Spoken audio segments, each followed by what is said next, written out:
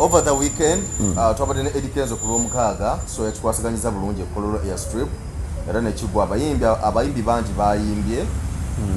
so kyabadde kyakabi kya wadde nga Eddy Kenzo tyabadde na energy musheno simanyi lwaki oba performing ye naye aziyambuzemu kuba ne energy oba yabadde mukoowu simanyi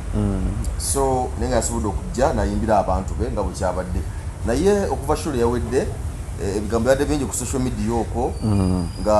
nga bagamba nga of course nga bagerageranya bageza kugerageranya because abantu abamu bavudde nnyo nga bagamba nti Eddy Kenzo kakati ate show ye kyasinze okubamu abantu abangi Eddy Kenzo yachukulia yakigadde Eddy Kenzo kakati teri muyimbi anza kumweyimbamu wano show ye kyasinze twabadde tuli awo n'abaana ba Firebase katubita ba Firebase ne bava ino batandika okuteeka ku mutimbagano nga basaako show ya Bobi Wine ya Bobi Wine Ebusaabala yasembayo bali bagitoba batugende Ebusaabala yali nenga Ebusaabala ashe yasembayo batandika okuteekayo ebifaananyi nga bagamba nti wadde show yabaddewo naye tewali ate show erimenyawo ya Bobi Wine Ebusaabala ng'abantu bali bayitirivu nnyo ekitabangawo so nga balinga bagamba nti abeewaana Ekololo mwewaana bya bwereere kyabadde ekyali Ebusaabala kyali kikambwe nnyo era yo teryali kimenyawo show zino bweziraba n'ozigerageranya n'ababogera ku social media n'abayimbi bombi simanyi sidagamba kugerageranya because tukiriza omu asingako ku munne wadenga n'omu w'amaanyi nnyo naye tugerageranye shows ezo ffe tulumbya music shows nga bwe zaali ezebbiri tuza kubatu nga bwe bwogera so bwe tuba tugerageranyiza shows n'ebbiri eyabadde Ekololo neyali Ebusaabala mu kulaba okwangu ennyo Kololo kisaawe Busaabala nakyo kiringa sort of kisaawe naye Kololo nga yo eri mu Kampala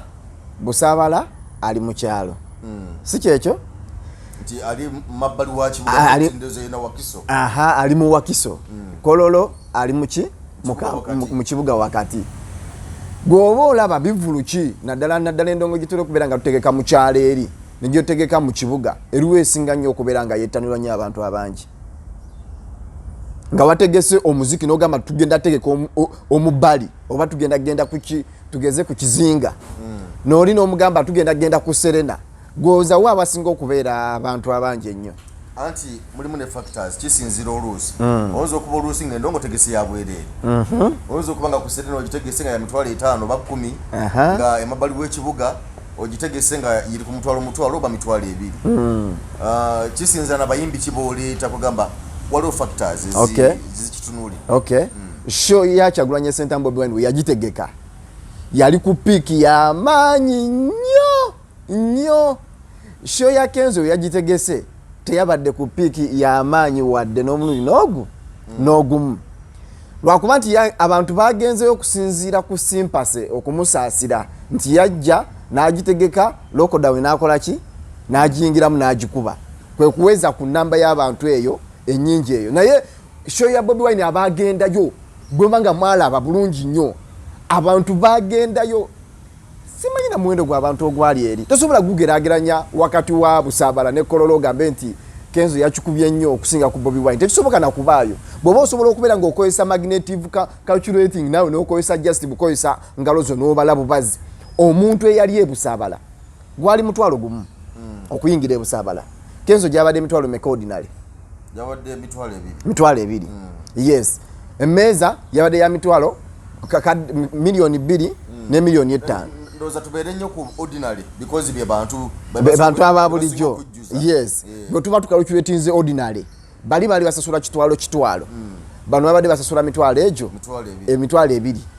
sente kyezanguyira omuntu wa bulijjo okumanaging oba okufuna naddala omuntu wa wansi kubanga tugeze nti audience ya Kololo nayo ya muntu wa wansi tukirize tugaane naye sente kyezanguyira omuntu wa wansi okufuna amangu ku mitwalo 2 n'omutwalo gumu omutwalo gwanguwa naye nze kyendowooza nti fan abasobola okusasula omutwalo tasobola kulemererwa 2 kujjako singa obugambe nti kati mitwalo 4 oba 5 yalemereddwa dda nze bangobakoko mu kivulo ekimu gambuzaako 100 yalemereddwa dda n'ekiri bwe kiti njagala tukompeyalinga love yaliwo wakati wa Bobi Wine ng'ategeka show ye Busaabala ne love ebaddewo Kenzo ng'ategeka show ye Kololo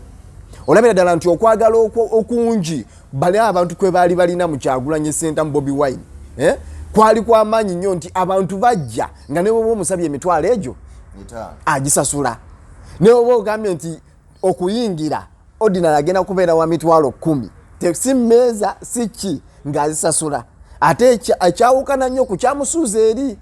nti yalina kubeera ng'atunda nnyo mmeeza okubeera ng'akifunamu kyova olaba nti yakola semina akola nti waliwo miliyoni 2 ne miliyoni 5 sobola okubeera nga kivaayo nti bano abantu ba ordinary bano ba ghetto youth tabalina nnyo zo naye wa ghetto azeerandiza mu ghetto batono tosobola bageraageranya bajjuza ordinary naye ordinary eyajjudde tosobola kujenkanyankanya naye Kyagulanyi Ssentamu tosobola kigeraganya naye Bobi Wine we yali ordinary ya Bobi Wine gwe wagimanyi jukira ate ye yalina level zaali 2 yalina ordinary ne VIP naye nga VIP nawe era tewali enjawulo naki na ordinary si kyekyo tewali enjawulo yali awo y'amaanyi nnyo naye muno mwabaddemu classes zabadde ezo 3 ku 4 ezabadde Kololo naye abantu abajjuza Busaabala muganda wange zagenda okuwera ekitone nnyo zagenda okuwera saa mukago ogw'emisana Busaabala road omulaba ng'enfufu gyaliko nga yakutte bw'ati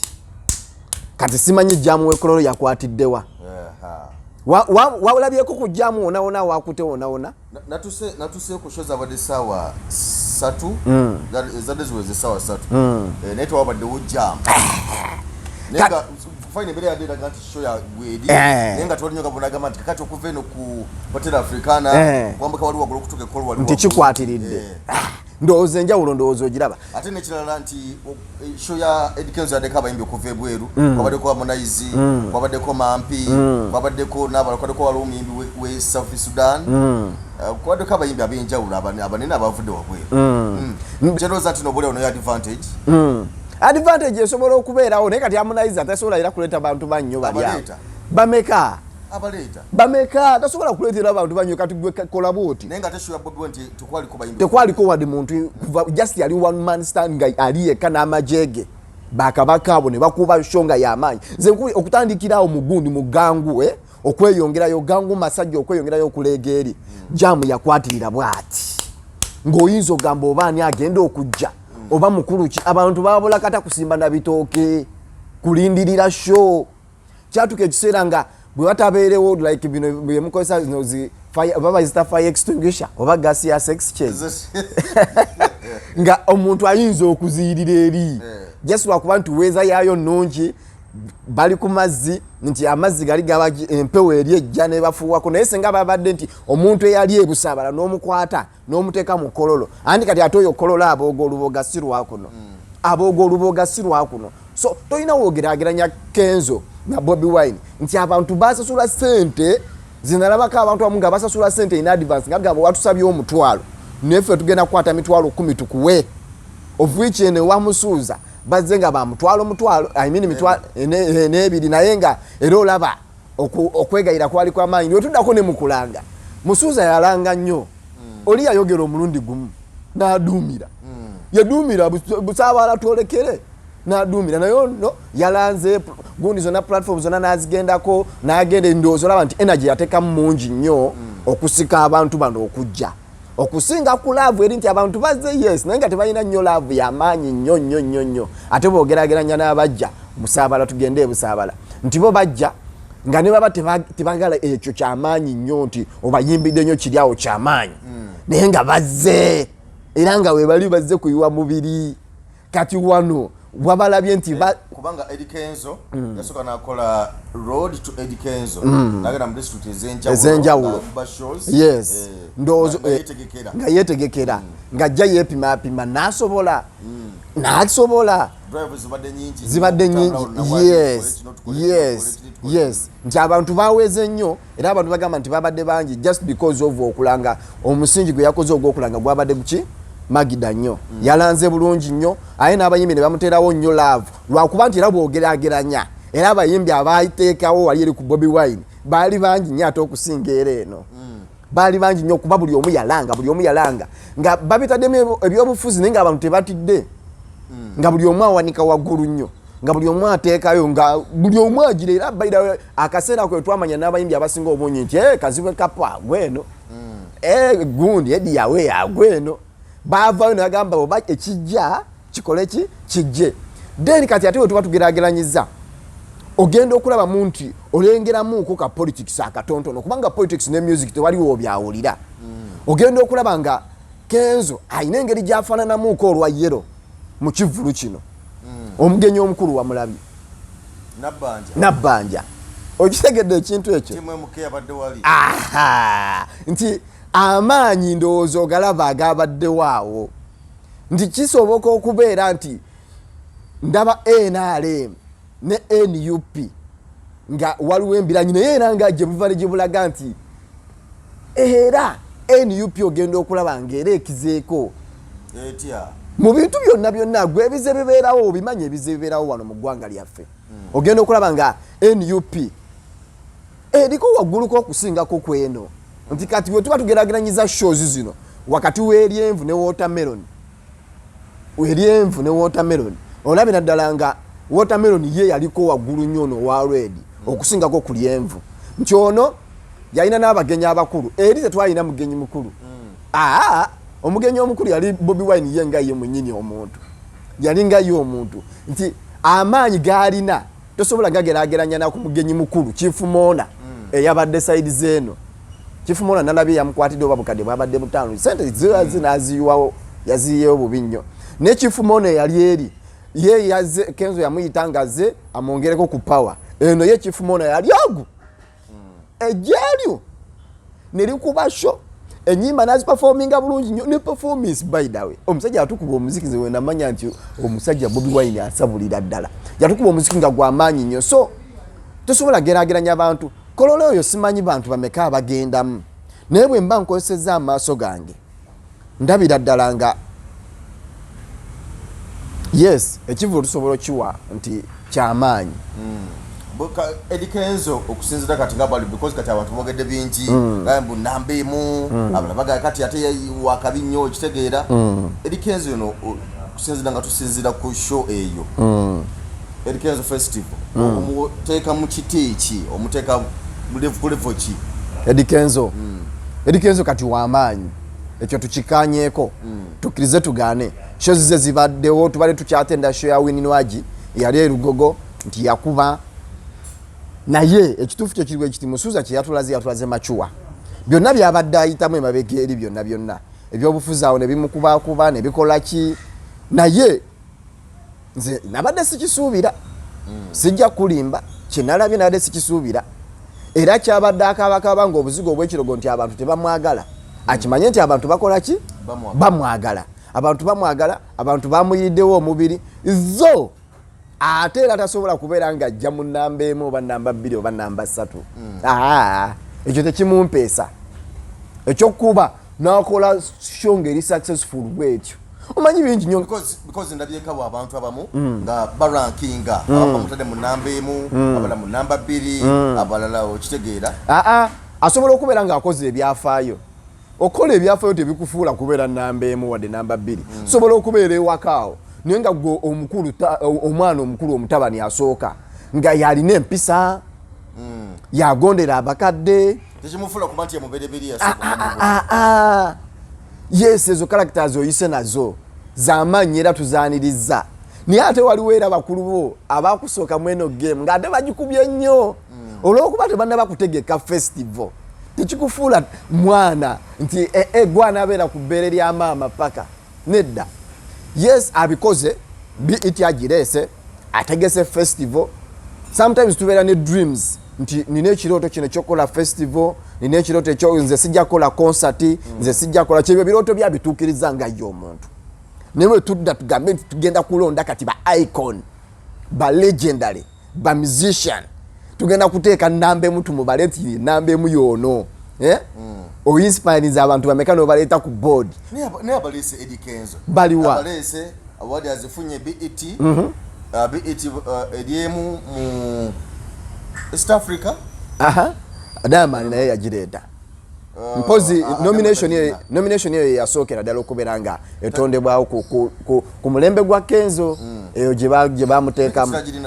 tagirina zijjukira nga agirina bwenzijukiranga tulu Uganda abikoze byonna bi ekyagireesewa bwana Uganda towali yali agireeseewo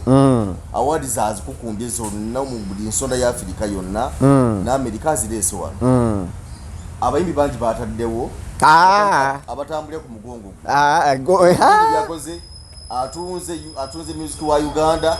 mu Africa ne Bulaaya kicho yagala ekyabayimbi kyo okubye nnyo talina bayimbi nnyo batonzewo bali awo mpozi abamulabiddeko